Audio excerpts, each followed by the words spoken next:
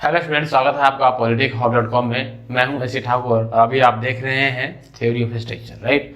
Student, theory of structure के दुनिया में इससे पहले हम लोग मोमेंट डिस्ट्रीब्यूशन के बारे में पढ़ना शुरू कर दिया था और आज उसी चीज़ को हम लोग क्रमागत रूप से आगे बढ़ाएंगे। मेरे प्रिय छात्रों, आपको पता होना चाहिए कि इससे पहले हम लोगों ने मोमेंट डिस्ट्रीब्यूशन के बारे में कुछ टर्मिनोलॉजीज को जाना था, जैसे कि कैरी ओवर फैक्टर क्या होता है, डिस्ट्रीब्यूशन फैक्टर क्या होता है।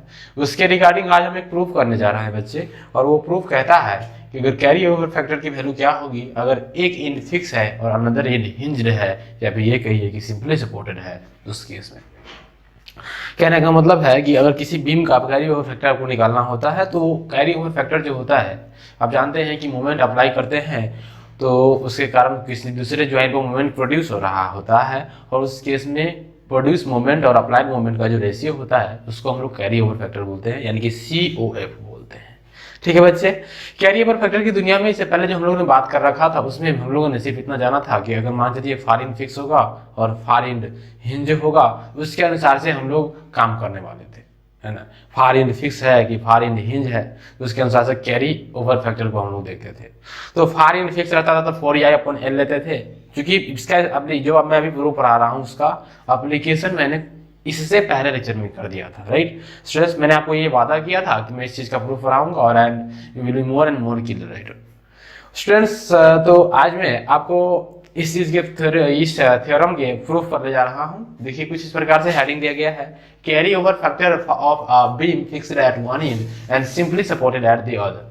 बच्चे, ये जो बीम आपको दिख रहा है इसमें इंड ए जो है, इस बीम का इंड ए जो है वो फिक्स्ड है और इंड बी जो है वो हिंज्ड है, या फिर ये कहिए कि सिंपली सपोर्टेड है, या फिर टॉस की दुनिया में एक और चीज का इसका नाम दिया जा सकता है पिन सपोर्ट है, राइट स्टूडेंट्स, पिन सपोर्ट। तो स्टूडेंट्स, ये चीज कुछ इस प्रकार से है। तो हम क्या करेंगे स्टूडेंट्स, यहाँ पर मोमेंट लगाएंगे तो यहाँ पर क्या मोमेंट ट्रांसफर होके आएगा उस चीज का एक रेशियो निकालेंगे and that will be the carry over factor.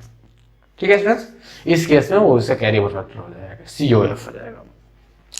फिर बच्चों, आप लोग जानते होंगे कि इस प्रूफ, ये जो प्रूफ है, ये प्रूफ जो है बहुत आसान प्रूफ है। अगर आपको आती है तो अच्छी बात है, नहीं आती है तो कोई भी चिंता करने का विषय नहीं है, आप इजिली अभी सीख जाएंगे। ठीक है, आप लोग जानते होंगे स्टूडेंट्स कि इससे पहले लेक्चर में जो मैं बता रहा था उसमें क्या हो रहा था कि जैसे कि मैं यहाँ पर मोमेंट मान लीजिए MB लगा दूंगा। सपोज करिए एक चीज है, ये एक बीम है, फिक्स बीम, और यहाँ पर मोमेंट मैं लगा दिया MB, क्योंकि B ज्वाइन पर लगा रहा हूँ इसलिए इसका नाम देता हूँ MB। ठीक है स्टूडेंट, तो MB जो मोमेंट लग रहा है स्टूडेंट्स, जिसके कारण इस बीम का जो देखिए स्टूडेंट्स डिफ्लेक्शन कैसा होगा क्या, तो MB जो मोमेंट में लगाऊंगा तो इस बीम का फिक्स है, इस बीम का जो डिफ्लेक्शन होगा कुछ इस प्रकार से हो।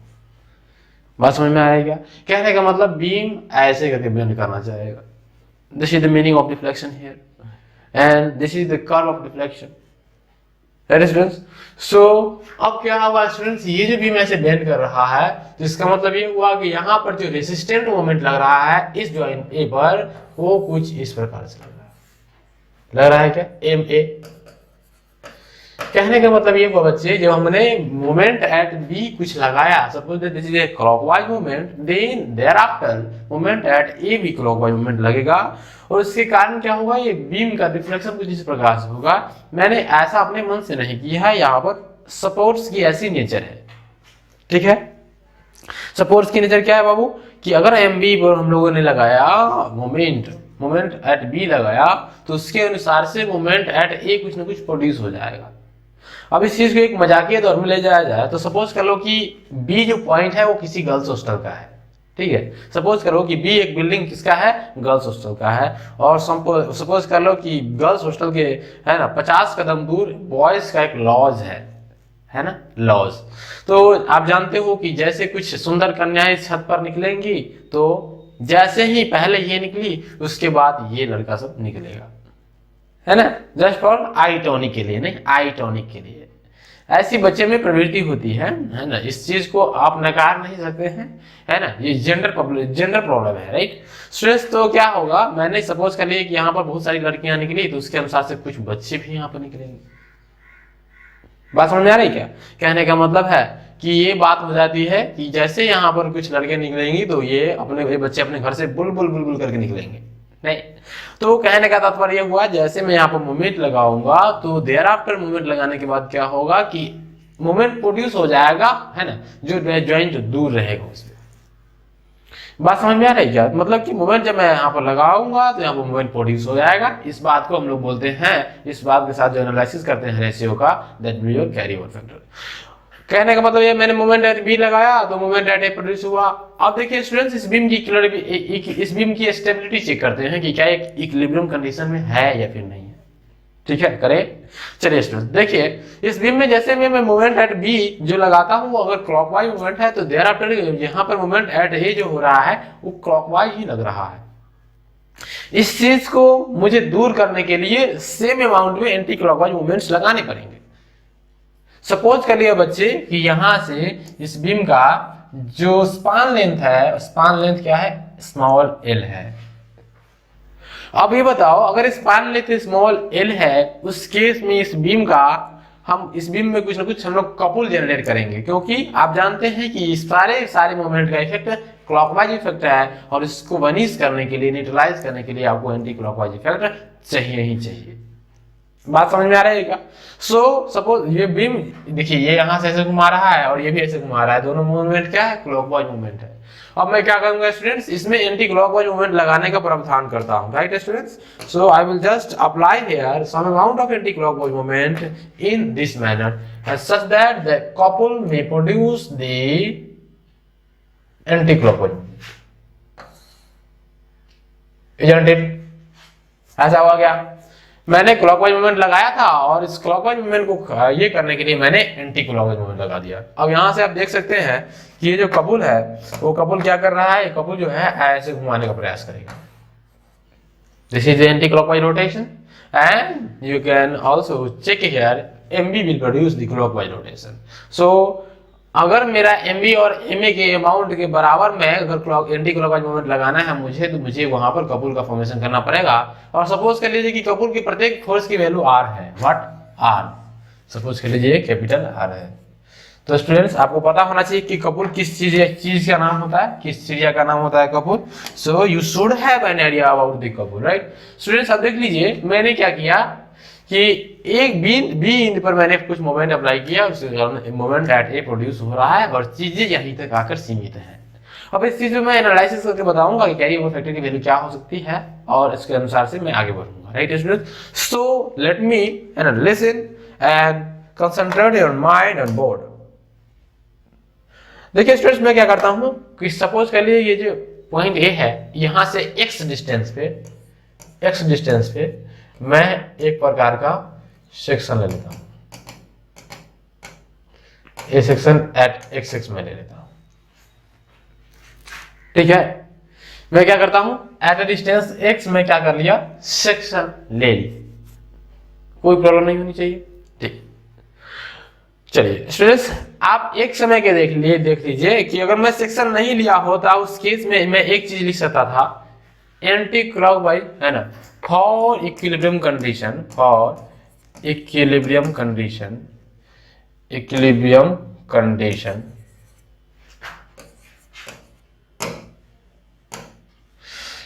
कंडीशन के लिए मैं यह स्टेंस यहां से एक बात लिख सकता हूं, clockwise moment equal to anti clockwise moment, clockwise moment बराबर एंटी क्लॉकवाइज मोमेंट।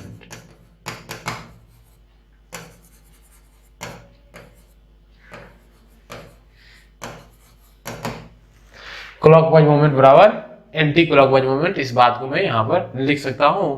अब आप जानते हैं कि बाबू क्लॉकवाइज मोमेंट यहां पर जो सिस्टम में है, ये एम बी भी क्लॉकवाइज है और एम ए भी क्लॉकवाइज है। व्हाटएवर द सेक्शन मैंने लिया है, इस चीज को भी थोड़ा देर के लिए आप भूल जाइए, ठीक है।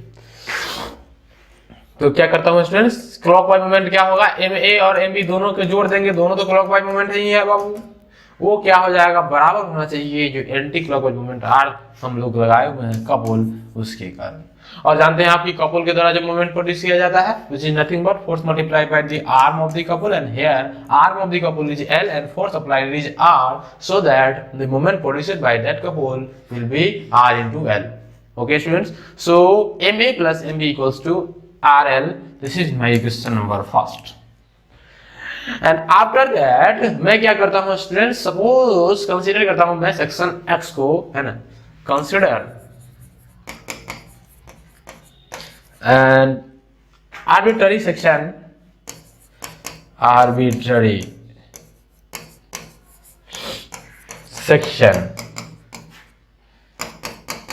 xx at a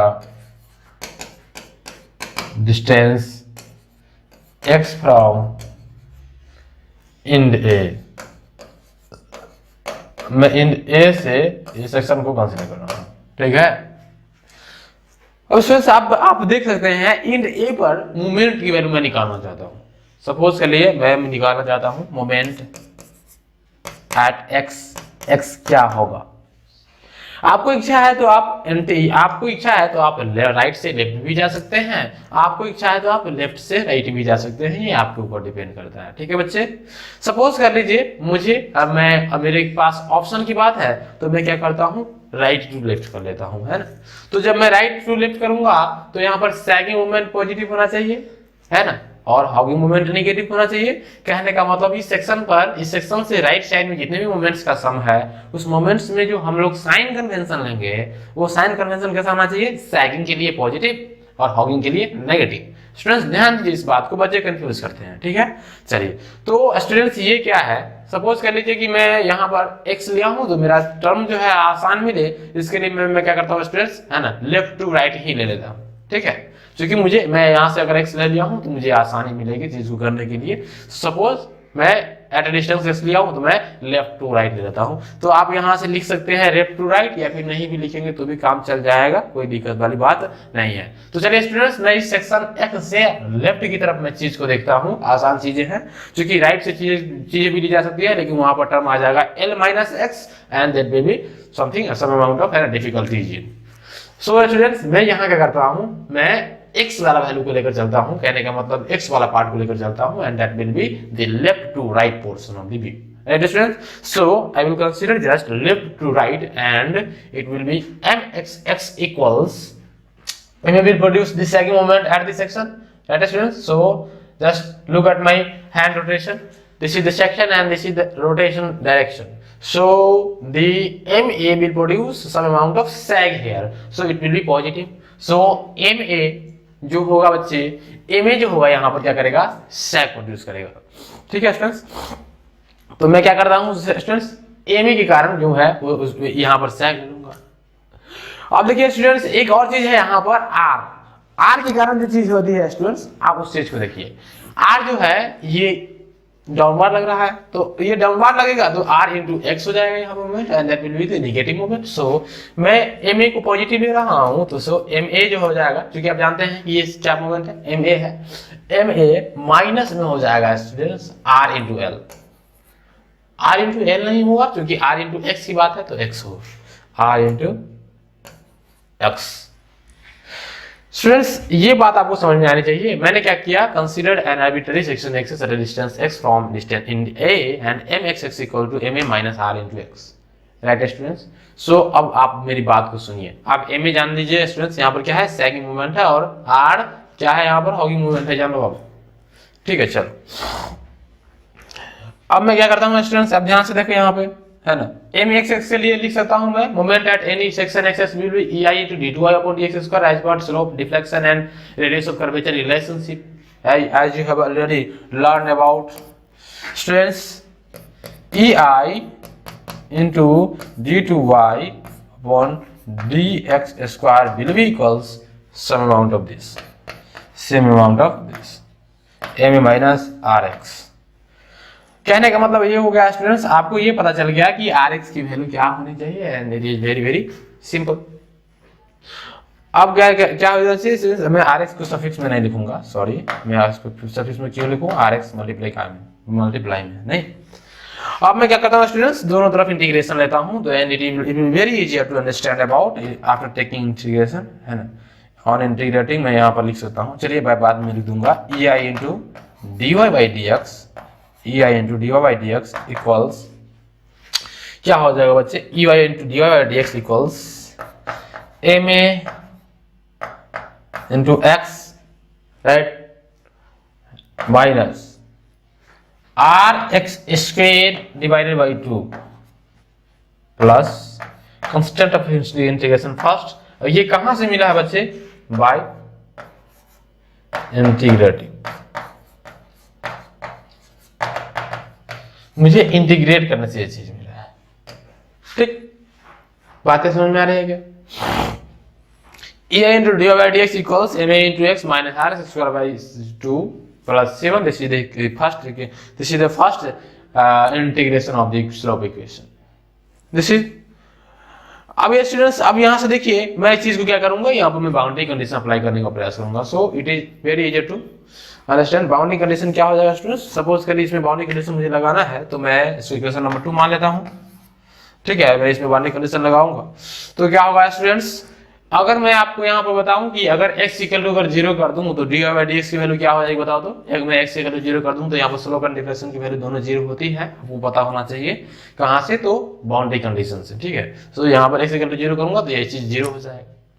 तो जब x इक्वल टू 0 करूंगा तो dy बाई dx 0 हो जाएगा, और ये देखिए x इक्वल टू 0 पर करूंगा तो dy बाई dx 0, तो ये टर्म भी 0, ये टर्म भी 0, ये टर्म भी 0, ये बच गया c1 and c1 will be also 0। So students मैं क्या करता हूं, यहां से चीज को आगे बढ़ा लेता हूं। On applying boundary condition,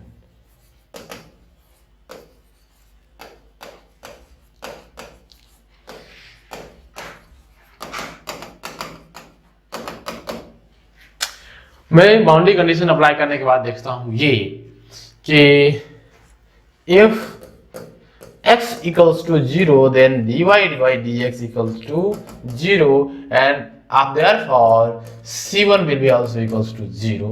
then now या फिर ये लिखो अब 10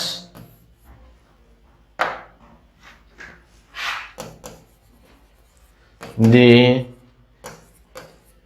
equation reduces to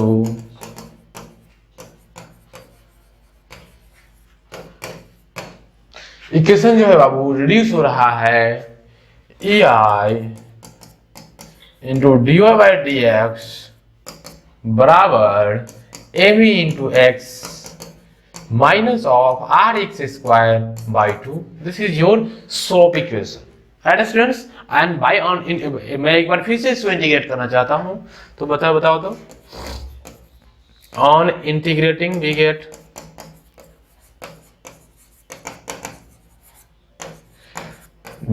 मैं इसको क्या करता हूं, इंटीग्रेट कर देता हूं तो मुझे मिलेगा e i into y equals m ए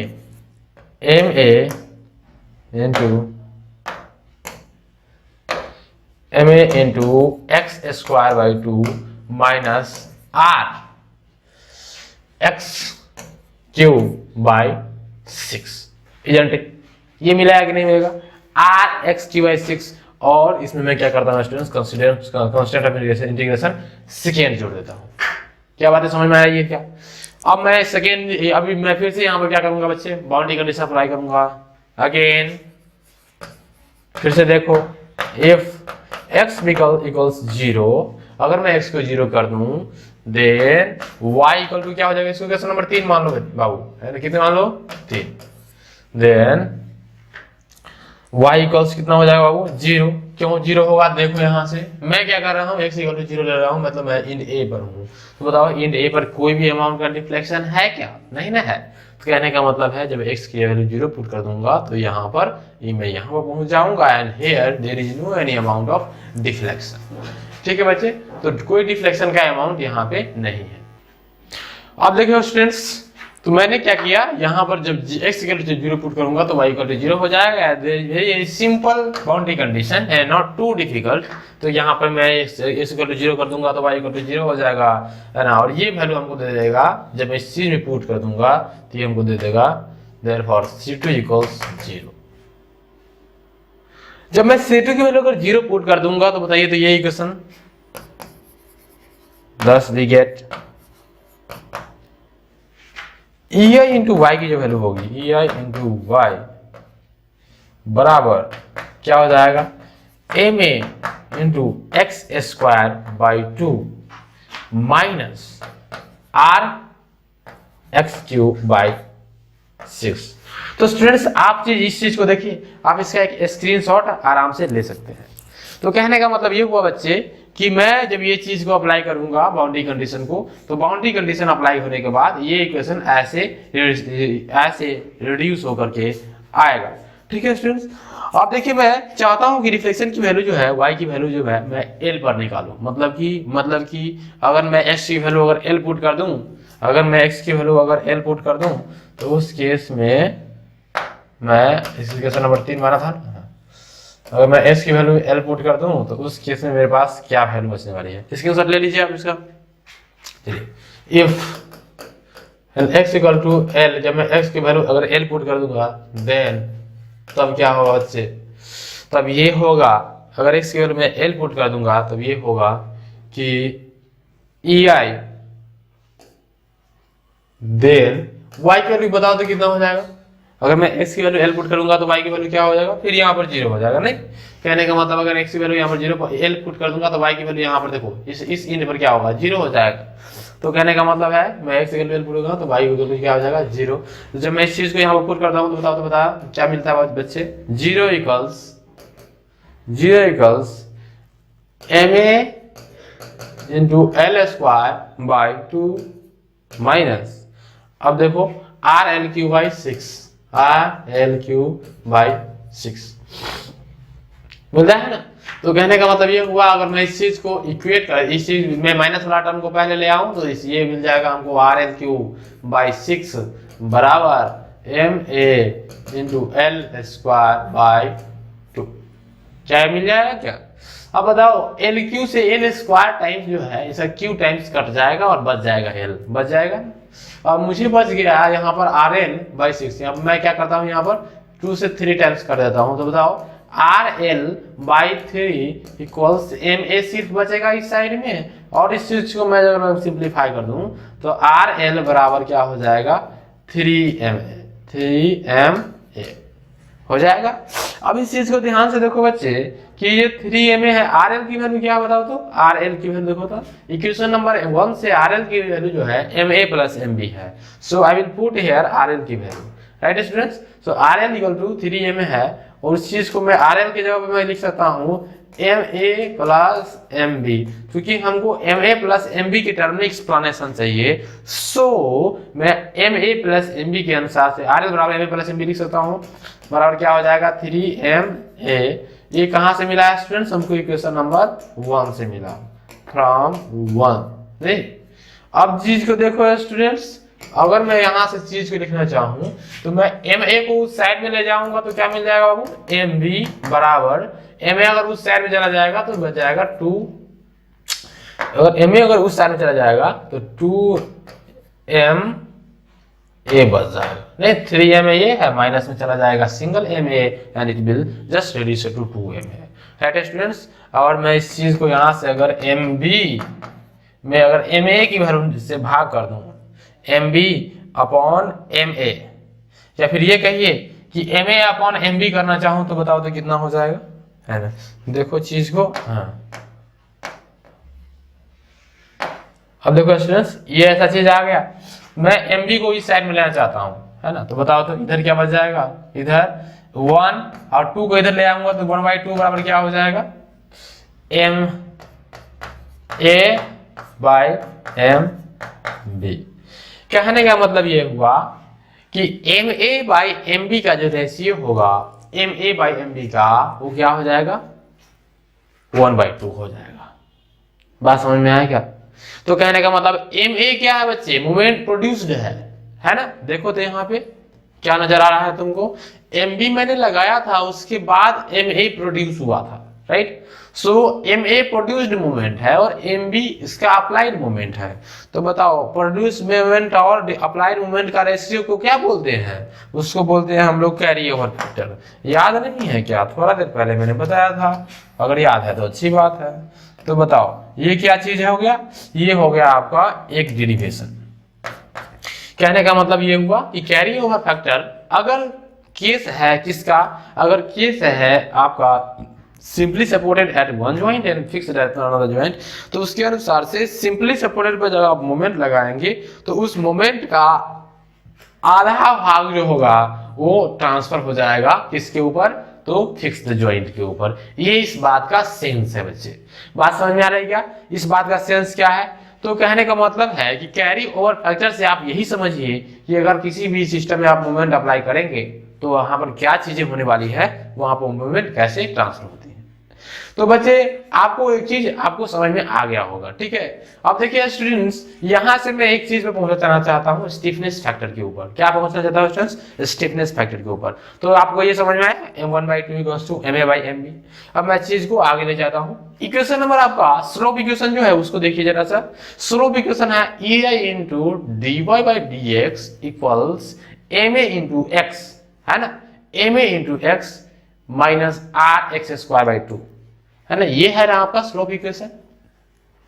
ये जो स्लोप इक्वेशन है, इस इक्वेशन में अगर मान लीजिए स्टूडेंट्स अगर x की वैल्यू अगर l पुट कर दूं तो आपको वहां से क्या मिलेगा, वहां से स्लोप की वैल्यू क्या होगी एट ए डिस्टेंस l, यानी कि मोमेंट एट, यहाँ पे मतलब कि अगर x की वैल्यू में l पुट करेंगे तो जॉइंट b पे पहुंच जाएंगे। यहाँ पर देखो, यहाँ पर देखो, अगर x की वैल्यू में l पुट कर दूंगा वहां पर स्लोप की वैल्यू निकालना चाहूं तो यहाँ पर तो स्लोप 0 है, यहाँ पर मैं स्लोप निकालना चाहूंगा तो उसको कुछ फायदा मिलने वाला है हमको, तो बताओ। तो यहाँ पर अगर स्लोप निकालूंगा तो क्या हो जाएगा, थीटा बी हो जाएगा। नहीं, यहाँ पर स्लोप की वैल्यू क्या हो जाएगी, जो भी यहाँ पर अगर मान लीजिए हम ये डालेंगे, टेंजेंट डालेंगे तो tangent will make such angle with horizontal direction and that will be the slope at the joint, that is students. So यहाँ पर स्लोप की वैल्यू क्या हो जाएगी, थीटा बी हो जाएगी अगर इसकी वैल्यू इनपुट करूंगा तो। अब चीज को देखो स्टूडेंट्स, तो मैं स्लोप इक्वेशन लिखता हूँ फिर से, तो ये चीज समझ में आएगा।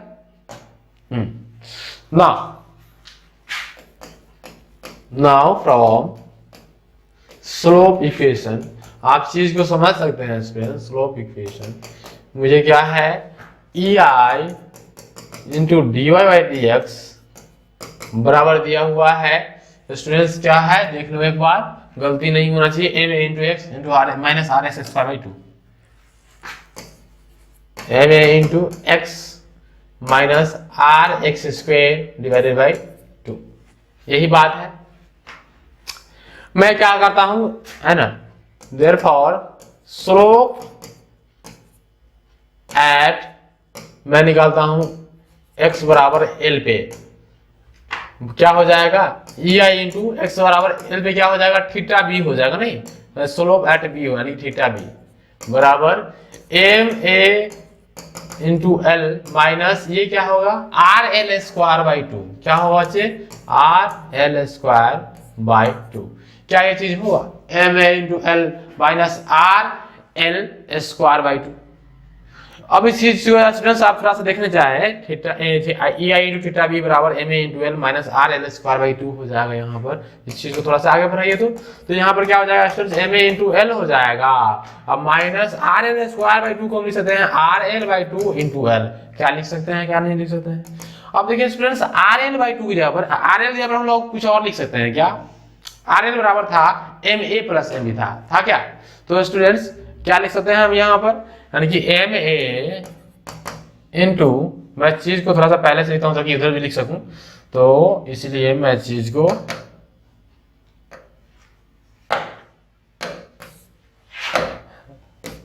देखो इस चीज को पीछे से लिखता हूं, तो बताओ तो ये कितना हो जाएगा, ma × l माइनस rl/2 जो है इंटू l जो है, उस चीज को मैं लिए, इस चीज के लिए मैं लिख सकता क्या हूँ, RL की जगह मैं कुछ और चीज लिख सकता हूँ, क्या लिख सकता हूँ स्टूडेंट्स, ma + mb लिख सकता हूँ। l/2 पहले लिख देता हूँ, ठीक है, l/2 पहले लिख दिया। RL की जगह मैं लिख देता हूँ ma + mb, ठीक है स्टूडेंट्स। RL की जगह मैं क्या लिख सकता हूँ, ma + mb लिख सकता हूँ, कहाँ से, तो इक्वेशन नंबर फर्स्ट से, कहाँ से लिख सकते हैं students, from 1 equation number first में इस चीज को लिख सकता हूं। अब बताओ स्टूडेंट्स, इसका अगर मैं सिंप्लीफिकेशन करूं तो क्या हो जाएगा, ma × l माइनस क्या हो जाएगा स्टूडेंट्स, अब इस चीज को मैं देखता हूं, ma + mb/2 है। अब चीज को मैं थोड़ा सा अगर देखना चाहूं तो स्टूडेंट्स मैं क्या करता हूं, इस चीज को आप यहां पर देखो ये कि मैं इसको mb के टर्म में पुट करने वाला हूं, ठीक है स्टूडेंट्स, या फिर ma के टर्म में पुट करो, तो बताओ तो mb की वैल्यू क्या है यहाँ पे, चलो मैं यहाँ पर मल्टीप्लाई कर देता हूँ, सॉरी पीछे आओ, देखो स्टूडेंट्स, एम बी की जगह पर मैं 2ma लिख सकता हूं क्या? एम बी की जगह पर मैं 2ma लिख सकता हूं नहीं? तो मैं ma के टर्म में इस चीज को पुट करूंगा तो क्या हो जाएगा बताओ तो, L/2 इंटू एम बी की जगह मैं 2ma लिख सकता हूं, ma प्लस 2ma, चूंकि mb बराबर 2ma होगा, मैंने इससे पहले यहां पर दिखाया था नहीं, mb बराबर 2ma है ना। चलो, तो ये चीज यहां से समझ में आना चाहिए स्टूडेंट्स, नहीं तो आपको कंफ्यूजन होगी। चलिए अब मैं इस चीज का सिंपली, ये ma और 2ma कितना हो जाएगा बाबू, 3ma हो जाएगा नहीं? तो ma इंटू एल माइनस ये टोटल मिला के क्या हो जाएगा, 3ma इंटू एल बाई क्या हो जाएगा बच्चे, 2। अब इस चीज को मैं अगर मैं एल कॉमन कर लूं, एल कॉमन कर लूं तो बताओ तो क्या हो जाएगा चीज, अगर मैं एल कॉमन कर लूंगा तो ma माइनस है ना, ma minus 3ma by ma minus 3ma by 2 बचेगा, एंड ये बंद हो गया। बात समझ में आई क्या? अब मैं चीज को, इसके अंदर की चीज को मैं सिंपलीफाई करता हूं। अब यहां से ध्यान से देखो, ठीक है? तो बताओ तो क्या हो जाएगा, ये चीज मैं भूल नहीं सकता, ei है ना, ei इंटू थीटा बी बराबर क्या हो जाएगा, देखो तो स्टूडेंट्स, बराबर ये l into ma minus 3ma, जब मैं अगर इस चीज को अगर सिंप्लीफाई करना चाहूं तो ये आपको दे देगा निगेटिव में 2ma positive minus 3ma, and it will give you the negative value of ma by 2। ये दे देगा, इसका सिंप्लीफिकेशन दे देगा ना। चलो, अब ये चीज समझ में आया क्या? अच्छा एक बात बताओ तो, यहाँ पर L/2 दे रहे थे, L/2 यहाँ पर दिए थे ना, तो ma प्लस 2mb ठीक है, हाँ कोई भी गड़बड़ी नहीं होनी चाहिए। चलो अब देखो स्टूडेंट्स कि ma/2 हो गया, ठीक, विच इंप्लाइज स्टूडेंट्स, तो students ei into theta b बराबर क्या हो जाएगा, l into minus ma divide by 2, और मैं यहां से अगर थीटा बी की वैल्यू निकालूं तो क्या होगा बच्चे बताओ तो, थीटा बी की वैल्यू क्या हो जाएगा, थीटा बी की वैल्यू हो जाएगा ma माइनस में l क्या हो जाएगा, ma माइनस में और l और थीटा बी जब 2ei हो जाएगा, 2ei हो जाएगा क्या? अब देखो स्टूडेंट्स, ये बात हो गई, मैंने इससे पहले लेक्चर में बताया था कि यहाँ पर इस प्रकार के एक्सप्रेशन नहीं मिलता है, मैं चीज को दिखाता हूँ अभी, विच इंप्लाइज थीटा बी बराबर क्या हो जाएगा बच्चे, थीटा बी बराबर क्या हो जाएगा, ma into l by 2ei है, ठीक है स्टूडेंट्स। अगर ma की जगह पर हम लोग अगर mb पुट करना चाहें तो बताओ तो, ma की जगह पर अगर हम लोग mb पुट करना चाहें तो बताओ तो स्टूडेंट्स, ma की जगह पर मैं अगर mb पुट करना चाहता हूं तो mb बाई 2 रखना पड़ेगा ना। देखिए स्टूडेंट्स, यहां से मैं अगर ma की वैल्यू निकालना चाहूं तो क्या हो जाएगा स्टूडेंट्स, mb बाई 2 हो जाएगा, ये होगा क्या, ma की वैल्यू निकालना चाहूं तो mb बाई 2 हो जाएगा। तो स्टूडेंट्स देखो तो ये चीज कितना हो जाएगा, थीटा बी बराबर क्या हो जाएगा, ma की वैल्यू निकालना चाहो तो mb के टर्म में mb बाई क्या हो जाएगा स्टूडेंट्स 2, मैं इस चीज को, हाँ ठीक है चलेगा, mb by 2 into l by 2ei है, इसको लिख देता हूँ 2ei, ठीक है students, which implies theta b बराबर जो हो जाएगा students minus of mb into l by 2ei और 2ei 4ei हो जाएगा। सो स्टूडेंट्स क्या हो जाएगा, ये minus mb into l by 4ei क्या होगा, minus of mb into l by 4ei। देखिए स्टूडेंट्स, आप चीज को यहाँ पर देखें तो अगर मैं थीटा बी को अगर 1 मान लूं, मतलब कि फॉर ए यूनिट रोटेशन, देखिए स्टूडेंट्स थीटा बी क्या है, कर्व का स्लोप है, उस कर्व का स्लोप मैं यूनिट मान लेता हूँ, 1 रेडियन मान लेता हूँ, सपोज कर लीजिए कि 1 रेडियन कर्व से वो चीज है ना मूव कर गया है। तो कहने का मतलब है कि for unit if theta b equal to 1 if theta b equals 1 then मेरा जो चीज है बाबू क्या हो जाएगा, जो मेरा चीज है यहाँ पर देखो इस चीज को, ये क्या हो जाएगा, negative m b into l बराबर हो जाएगा स्टूडेंट्स 4EI हो जाएगा क्या। अब इस चीज को मैं अगर सॉल्व करूं तो मेरे पास एम बी की जो वैल्यू होगी वो क्या आ जाएगी, -4EI अपॉन एल हो जाएगा। देखो स्टूडेंट्स मैं इस चीज को यहाँ पर मैं इस चीज को क्लियर कट करना चाहता हूं एक बार। देखिए स्टूडेंट्स एम बी की वैल्यू क्या आ गई, -4EI अपॉन एल आई है। तो क्या चीज ऐसा क्या है, देखिए यूनिट रोटेशन मैंने लिया है, मैंने मतलब कि थीटा जी की जो वैल्यू हमारा थीटा का है मैंने उसको यूनिट मान लिया है, इकाई मान लिया है। उस केस में अगर मैं 1 मान लेता हूँ थीटा की वैल्यू, तो एम बी की वैल्यू क्या होगी, एम बी के अनुसार एम बी बराबर क्या हो जाएगा, -4EI अपॉन एल हो जाएगा। बात समझ में आया स्टूडेंट्स। सो अब बात यह है कि मैंने जो मोमेंट प्रोड्यूस किया है, मोमेंट जो अप्लाई किया है एम बी, अगर वो m b moment unit rotation produce कर रहा है, उस केस में बीम की जो flexural rigidity per unit length है वो उसका स्टिफनेस फैक्टर कहलाता है। क्या कहलाता है स्टूडेंट्स, स्टिफनेस फैक्टर कहलाता है। And this is the value of के। क्या स्टूडेंट्स, ये के की वैल्यू है। बात समझ में आई क्या। सो एम बी बराबर क्या हो जाएगा, -4EI अपॉन एल। अगर चीज जो है आपका मतलब ये क्या होगा स्टूडेंट्स, आपका स्टिफनेस फैक्टर हो जाएगा बराबर के।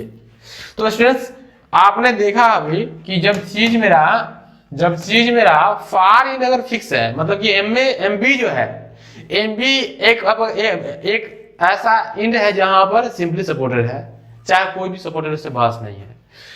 अगर आपका फार इंड अगर फिक्स है एम ए, कहने का मतलब है ए पॉइंट अगर फिक्स्ड है, तो उस केस में अगर एम बी पर मोमेंट डालेंगे तो उस केस में उसका जो स्टिफनेस फैक्टर निकल के आएगा वो आएगा 4EI अपॉन एल के टर्म में। क्या आएगा बच्चे, 4EI अपॉन एल के टर्म में आएगा।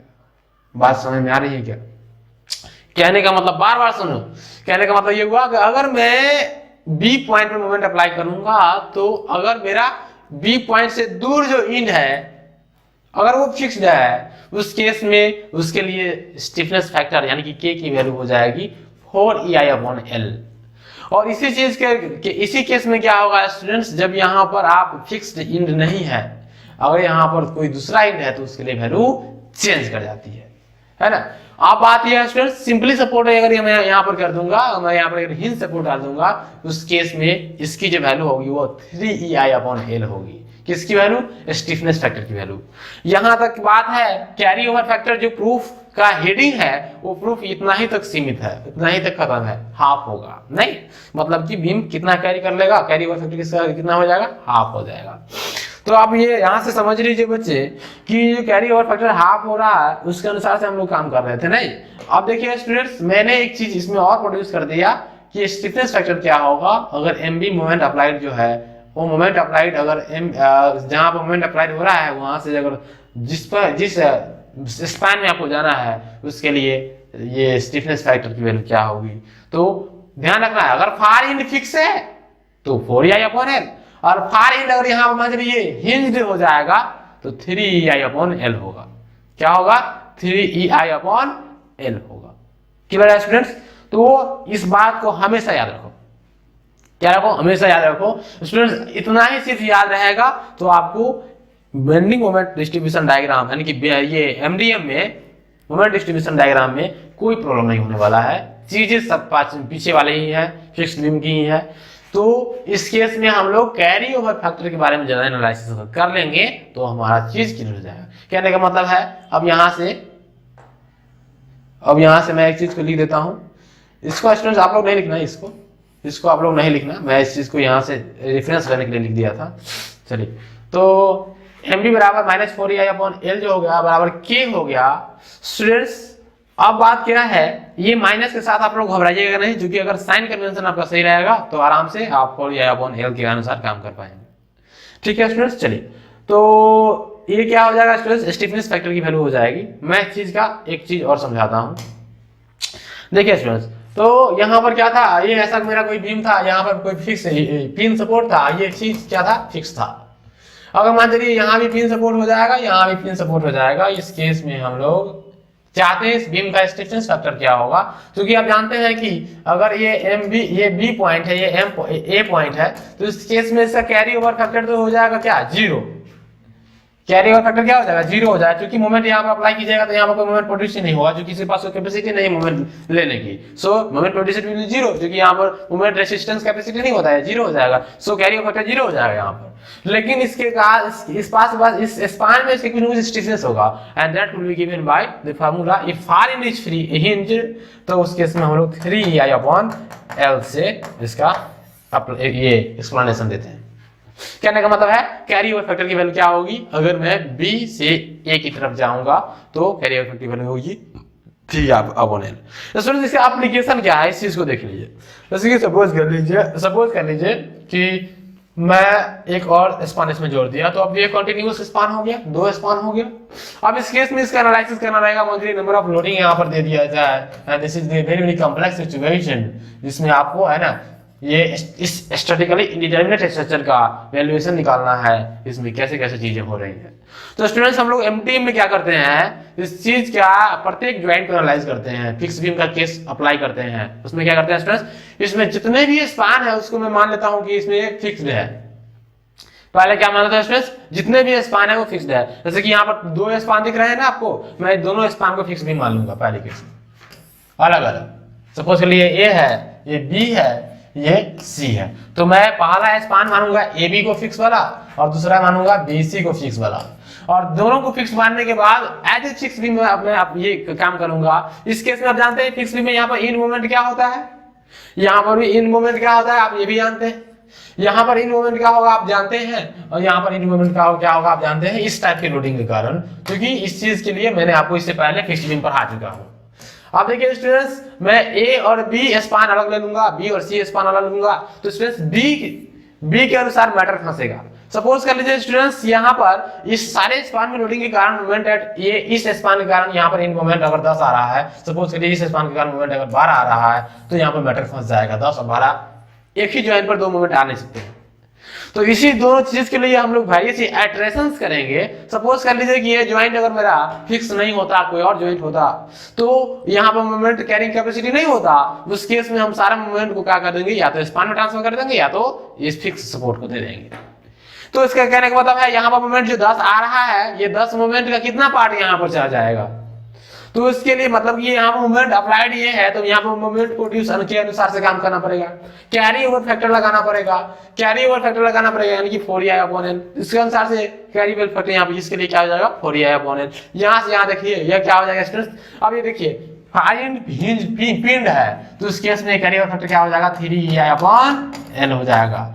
तो स्टूडेंट्स इस सब चीज को लेकर हम लोग काम करेंगे। मैं इस चीज को हाइपोथेटिकली मान लिया था कि ये फिक्स बीम है, उसके अनुसार से जब मैं इस पर न्यूमेरिकल करवाऊंगा अगले क्लासेस से, तो आपको ज्यादा क्लियर होगा।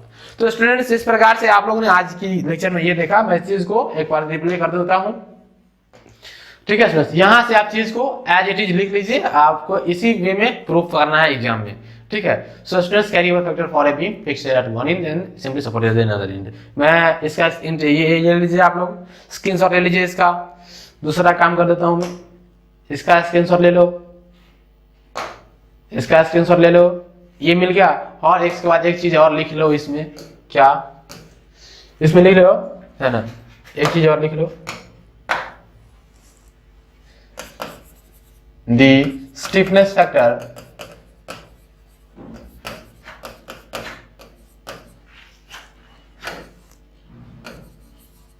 of a beam will be